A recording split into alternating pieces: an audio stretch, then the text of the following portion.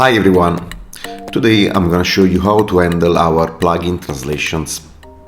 Firstly, you need to know that we don't manage the plugin localization. They are provided by volunteer translator of the Transifex platform. Salon Booking System is currently translated into 53 languages, even if not all of them are completed. To use a specific language version, simply set your WordPress language preference with your favorite language. In my case, it's Italiano. To manage a language translation, we suggest to use a plugin like LocoTranslate. Use this plugin to complete untranslated text strings or to improve the quality of the current translation. Let's see how it works.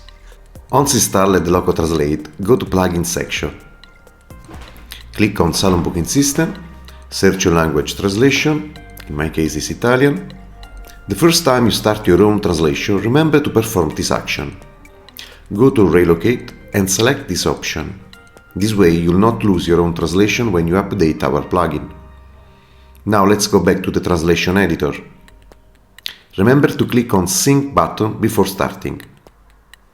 As you can see, the percentage of the translated text string has been updated. Now you can search for the desired text string and add your own translation. Then click Save. I hope this tutorial will be useful to you. If you want to share feedback with us, please leave a comment.